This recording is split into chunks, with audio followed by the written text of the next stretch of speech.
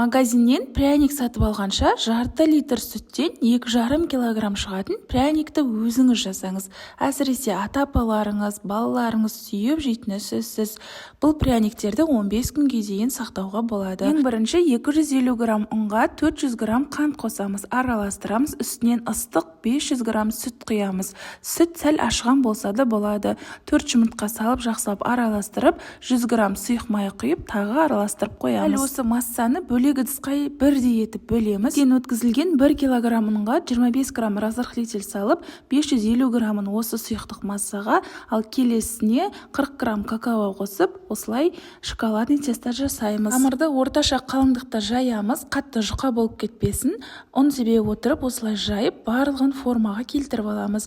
180 градуста 15 минут шамасында қызып тұрған пеште пісіреміз. Ақ глазур дайындау үшін 2 жұмыртқаның ақуызы және де сахарный пудра екеуін жақсылап шайқап, осылай әппақ көбік болғанша араластырамыз. Бетіндегі ақ глазур қату үшін 150 градуста 5 минутқа пешке салып алсаңыздар, қолға жабыспайтындай болып қатады. Осындай дәмді пряникті байджи кениялық Масай Мара шайымен ішуді кеңес беремін. Ешқандай красительсіз, қоспасыз таза шайлардың бірі. Оп-оңай пряникті міндетті түрде жасап көріңіз. Видеоңызға лайк басып, парақшама тіркелуді ұмытпаңыз.